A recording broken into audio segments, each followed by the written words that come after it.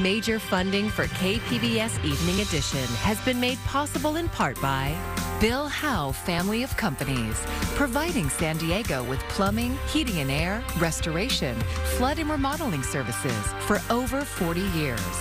Call 1-800-BILL-HOWE or visit billhowe.com.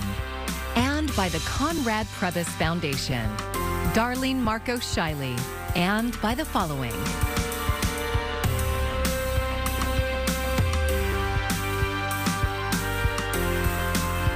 And by viewers like you. Thank you.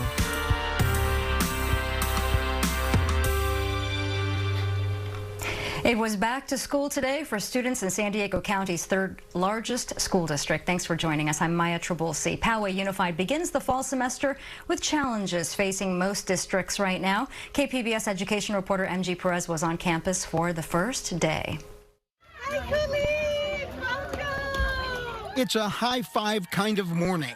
The first day of school for more than 35,000 students in the Poway Unified District. Here at Garden Road Elementary, it's already the beginning of a campaign season for fifth graders who want to be elected to lead the monthly Friday Flag Awards Assembly or take on other important responsibilities. And the student leadership is basically where you can do Friday flags and where you help little kindergarteners, you go read to them and stuff like that. Well, student council kind of helps the school, makes big decisions to make this school a better school. Poway Unified is known for its annual back-to-school music video, featuring students from many of its 41 campuses. It's the third largest school district in San Diego County, committed to another comeback year from COVID. We're kind of over COVID, but now it's going to be we really need to raise all of our academics. We had a little gap, but now it's really going to be hitting it hard with academics. Student academic performance is strong in the Poway district, which produced a 94% graduation rate last year, along with almost 80% of students meeting or exceeding state standards in English language arts. We have some of the brightest students in the entire country. Our students rank nationally, #1 robotics team. Our staff are award-winning in their own right in every respective field. This year's seniors were freshmen when the COVID shutdown happened back in March 2020. Every year since has been a challenge, with the hope for a new beginning each semester. Some of those seniors led orientation this morning at Del Norte High School, welcoming freshmen on their first day. I remember when I was 14, it was freaking me out that I was going to go to school with people like me, 18-year-olds, adults at my school. So it's really awesome to be able to create this welcoming environment. 14-year-old freshman Bobby Grunstead heard that welcome loud and clear. Like that. I like the people. MG Perez, KPBS News. Voting for who will fill the vacancy in San Diego's fourth supervisorial district has closed. But as KPBS reporter Melissa May reports, the position may be heading to a runoff vote in November. The first set of unofficial election night results to fill the District 4 supervisor vacancy came in shortly after 8 p.m. Tuesday night. For this particular special vacancy election, we didn't have anything to compare it to. We haven't had a special vacancy election in a board of supervisors office. There are about 394,000 registered voters in District 4, and currently about 20% of them voted. San Diego County Registrar of Voters Cynthia Paz describes how the count is going. When all of the vote centers reported and we tabulated all of those votes, we were estimating 20,000 outstanding ballots. And so that is an estimate. San Diego City Council President Pro Tem Monica Montgomery Stepp is currently in the lead with 40.63% of the vote, with Amy Reichert, founder of Reopen San Diego, in second place with 29%.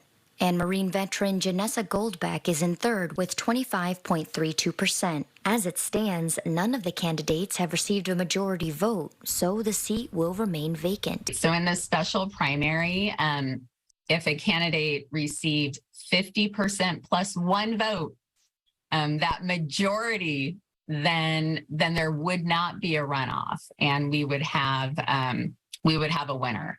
If that does not happen, then we go to a special runoff election on November 7th of this year.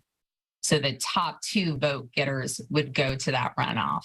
The registrar's office estimates the cost of both of these special elections is $5.2 million. The next release of results is expected Thursday by 5 p.m. and must be certified by September 14th. Melissa May, KPBS News.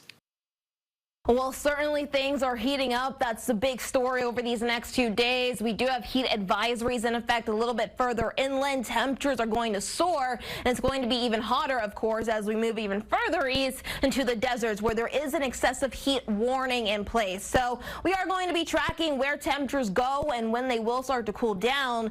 A hint, we are dealing with monsoonal and tropical influences when we could see the rain coming up. And now to the latest in Maui, where the death toll has surpassed 100 people. Identifying those killed will likely take weeks. And this all comes as new security camera video appears to show a power line spark igniting flames. Gloria Pasmino has more. A cadaver dog's bark punctuates the painstaking search and recovery efforts in the ashes of Maui's burn zones. Just have to work through it. If we don't do our job, then the families can't get any closure. Closure for many survivors and families will end at a morgue facility like this one in Wailuku. National mortuary and victim identification experts have arrived to assist local coroners. If you're lucky in a circumstance like this, you get to see fingerprints. Governor Josh Green says DNA will be key to identifying most fire victims and could take weeks. This is much like you see in a war zone or what we saw with 9/11. No official cause for the fire has been released yet. But new security camera video out Wednesday from a Maui bird sanctuary appears to show a power line spark, then flames erupting. The same night, the deadly blazes were ignited. Officials say it was not near Lahaina or Kula, but may illustrate one possible cause. All the fires ignited. We measured 122 individual faults on the utility grid, any one of which could be, produce a similar result to what you see on that video. Some survivors say the government's response is still lacking. It's been an obvious sign of neglect, especially with the resources that the United States has. In many cases, it's locals helping each other. Watch what these people, this strength of this community can do, because they're already on it. Gloria Pasmino, KPBS News. Maui is not closed to tourists, but some residents think it should be. Coming up, the debate over whether people should be visiting the island during fire recovery efforts. Authorities are still investigating what caused a Planned Parenthood clinic to burn down in El Centro, and it was the only reproductive health care clinic in all of Imperial County. And as KPBS health reporter Matt Hoffman tells us, it provided services for people coming from out of state and south of the border. A devastating fire has nearly burned Planned Parenthood's El Centro Health Center to the ground. Firefighters say the cause is still under investigation, but they believe it started at a nearby Salvation Army donation center before engulfing the area's primary sexual health care provider. A lot of the patients we see don't have health insurance. They have low incomes, They need to get care here. So we are trying to do everything we can to restore access. Sandra Duran with Planned Parenthood of the Pacific Southwest says the loss is devastating, but they will reopen as soon as possible. We're going to be back and we're going to be here for the community. We don't have a sense of timeline yet. Obviously, it could take 6 months, it could take a year. We're unsure exactly how long it will take, but we're committed to rebuilding. The El Centro Clinic not only served residents of Imperial Valley, but up to 50% of the patients came from out of state or Mexico. Planned Parenthood officials have been moving appointments to centers in San Diego or Riverside while they try to figure out temporary solutions. We actually had several out-of-state patients scheduled yesterday, and all of them were able to get care elsewhere. We're really happy that that was able to happen because obviously it's really timely for them. And, you know, they have to take time off of work. They have to figure out travel. They have to figure out childcare. So waiting an extra day sometimes isn't an option for people. KPBS was there back in 2015 when the clinic first opened. Like other Planned Parenthood locations, it's been the subject of protests. The El Centro Clinic offers services like abortions, birth control, cancer screenings, and sexually transmitted treatment and screenings. Matt Hoffman, KPBS News. An update in the legal battle over expanded use of an abortion medication. A federal appeals court ruled to restrict access to mifepristone. The appeals court found it was not lawful to allow the drug to be taken later in pregnancy, mailed directly to patients, or prescribed by healthcare workers other than doctors. An earlier Supreme Court decision guarantees the drug's availability, but yesterday's decision is likely to be appealed back to the justices for a final decision. About 1 in 10 middle and high school students reported using e-cigarettes in a recent national survey. Now, a new study shows serious respiratory symptoms may not take long to appear after a young person starts vaping. Mandy Gaither has a look at the research.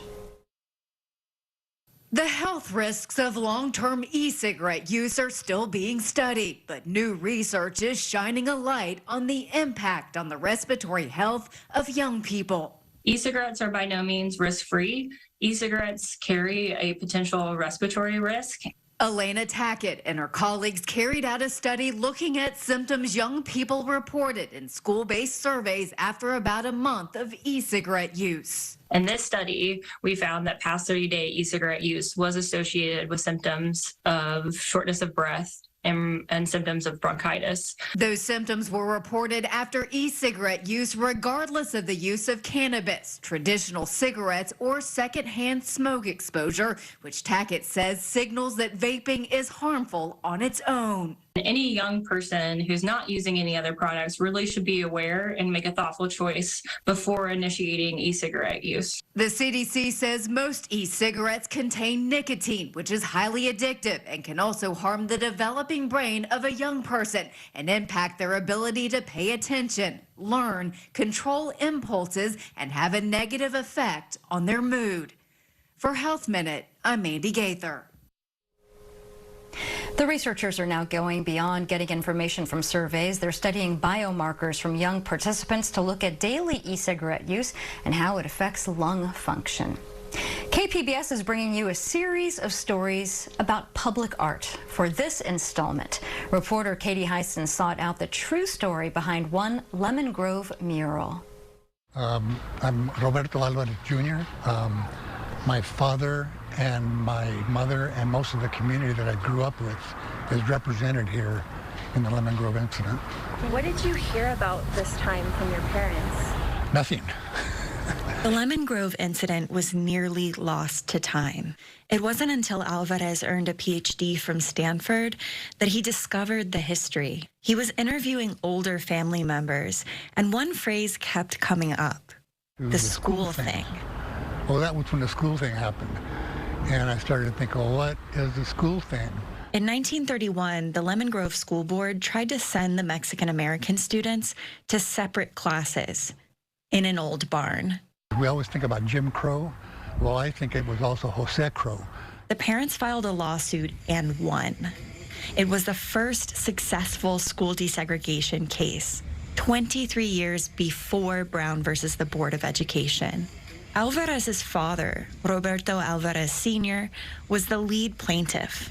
But Alvarez Jr. says the older generations never spoke about it. Don't be all, loud about it. Just be humble and be thankful that we won this case, and let's just go back to being who we were. Alvarez Jr. wanted to tell a different story about immigrants than the research he read in academia. That they were not powerful, that they were pawns, basically, being pushed around. And so even from that point of time, I said, this is not what we went through. He wanted to show their grit and agency. So he wrote his dissertation about the Lemon Grove incident. He's humble about that, too. He says people don't read academic papers. The mural is, here it is. It's not going away. It's in our faces, and people can see it. A child scrawled a message on the bottom of the mural. Thank you, great-grandpa, for our rights. We are all equal. Katie Hyson, KPBS News. And to see more in the series, go to kpbs.org/publicart. There's been a significant drop in visitors to Maui in the past week, and some hope it stays that way. Others say the island needs tourism more than ever. Despite pushback from Maui residents, top Hawaii officials are welcoming tourists to the island following the deadly fire. Eddie Dowd has more on the growing debate. As crews in Lahaina town continue their search through the rubble for the missing, about 20 miles down the road in Kihei, the scene couldn't be more different. Visitors flocking to blue ocean waters, a stark contrast from the grim reality down the coast. My heart goes out to everybody. The Drone family visiting from North Carolina says they didn't know about the fires until they landed Tuesday night. They had originally planned to visit Lahaina, but were forced to change those plans. Did not expect it to be what we experienced. At Tasty Crust restaurant in Wailuku, employees say it's clear more people are vacationing in central Maui. With this tragedy, we're probably up into the 600-700 people per day. Normally a traveler influx is welcome, but staffing shortages are hampering business, with workers from West Maui dealing with the wildfire aftermath. I do have a couple of employees that are stuck on that side of the island that cannot get over here. Some locals are now urging visitors to hold off on vacations to Maui. There are people still grieving the loss of loved ones and everything that they own. But it's okay for people to come and enjoy our home right now. And although there's been a significant drop from the nearly 7,000 daily arrivals down to about 2,000, some believe there's still too many visitors. We asked top state and county officials about the concerns. Some feel those who remain are hampering relief efforts by the community. Do you feel it's time for all visitors remaining on Maui to leave for the time being? All of our people will need to survive, and we can't afford to have no jobs or no future for our children. When you restrict any travel to a region, you really devastate its own local residents. I don't think anybody has a problem with visitors. I think people have problems with rude visitors. South Maui is open. Kihei and Wailea is open. Maui is not closed. A tale of two worlds in the aftermath of a historic tragedy. And that was Eddie Dowd reporting. The Hawaii Tourism Authority is urging visitors to reschedule upcoming travel to fire-ravaged West Maui. The agency says visitors have largely heeded the call to leave the island. Ocean water in the Gulf of Mexico is the hottest on record. That is according to the Washington Post. And with peak hurricane season approaching, there are concerns the extreme heat will intensify storms. Both Houston and New Orleans recorded their hottest periods ever within the last week. Louisiana's governor declared a state of emergency on Monday. Officials cited a jump in heat-related emergency room visits, increasing drought and unrelenting heat.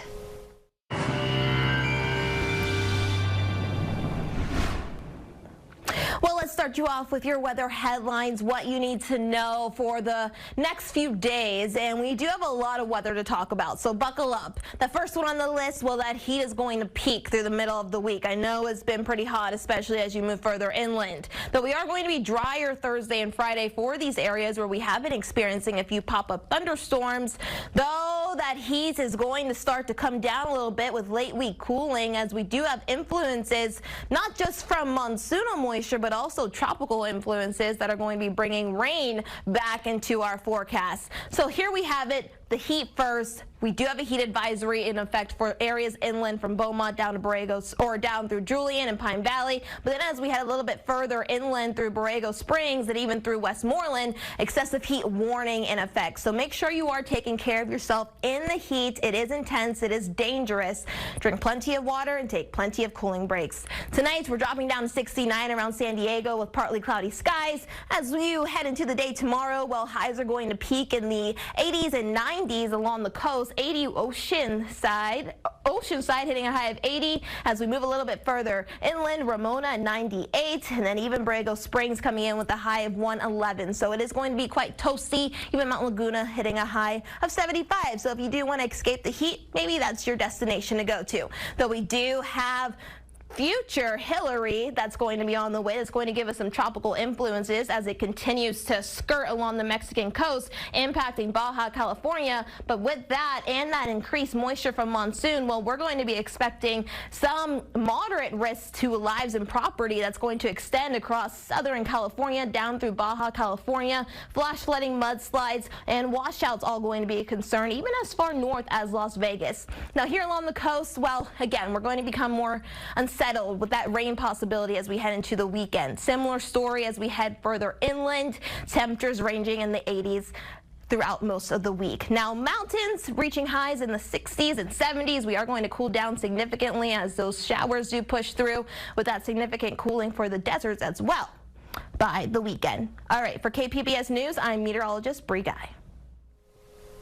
There is a vintage upright piano at Liberty Station right now that is creating community and opportunity for a special kind of musical message. KPBS education reporter MG Perez introduces us to a couple of young musicians who turned a school project into a valuable lesson of hope and healing.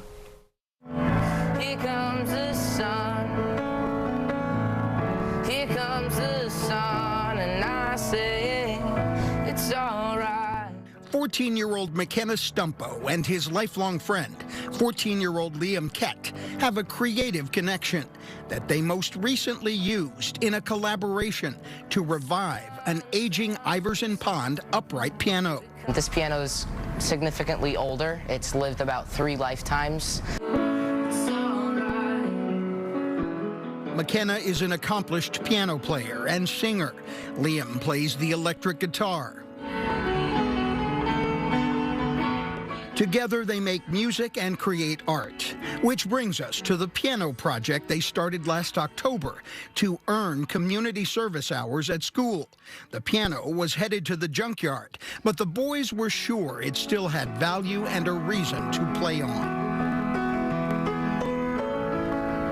That's when they reached out to the National Sing for Hope organization, a New York City-based nonprofit that uses artists everywhere to bring hope, healing, and inspiration through art to people who need it most, starting with restored pianos. Someone paints a piano, it's put into public for about 3 weeks. That's where we are right now, is in the public display section. And then it's donated to a forever home, such as a hospital, school, a community center, even someplace like this. Since July, the piano has lived in this corridor at the corner of Dewey Road and historic Decatur Road in Liberty Station. Its keyboard available to anyone passing by. There are lots of my signature style doodles, and there's skateboards, there's waves all over the piano. Liam is also a talented artist who uses acrylic paint and markers to draw. The piano became his canvas, honoring his beloved Ocean Beach community. It's a sun with rays shooting out like this one from the sun, and a large-scale Ocean Beach pier with a bunch of waves breaking. For McKenna, there is a deeper message in his music, inspired by the legendary Piano Man. Come down here, you'll see little kids tinkering around on the piano, and who knows, maybe that could inspire someone to take lessons and become the next Billy Joel or something. Slow down, you crazy child, take the phone off the hook and disappear for a while. Last year, this incoming high school freshman was named one of San Diego County's most remarkable teenagers for his commitment to community fundraising and for his Billy Joel-like talent, too.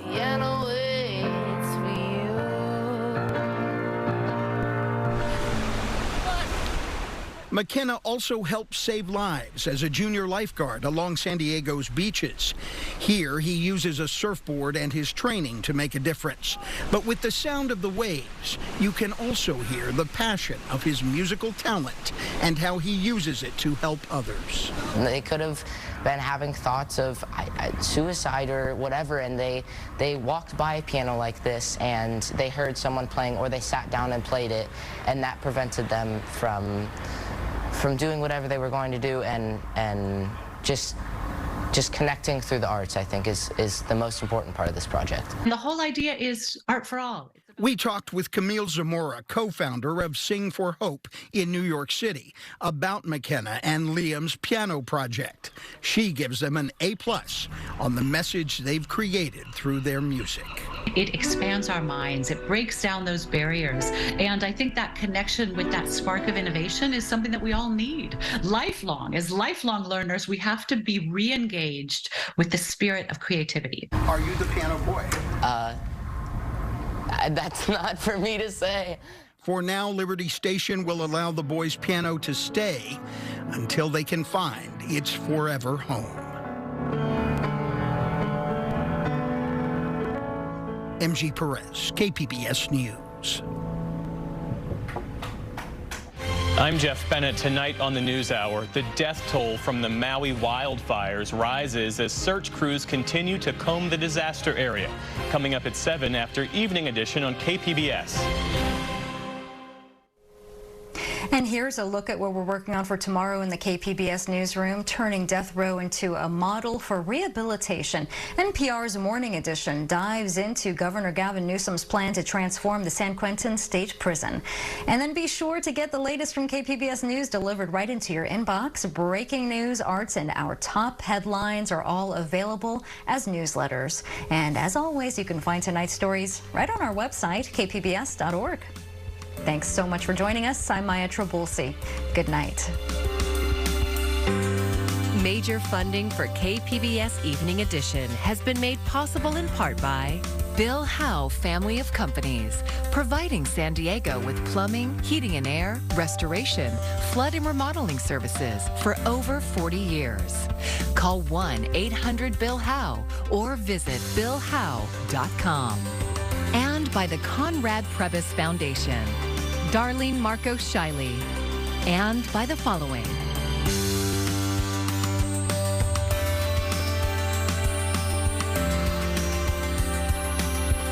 And by viewers like you. Thank you.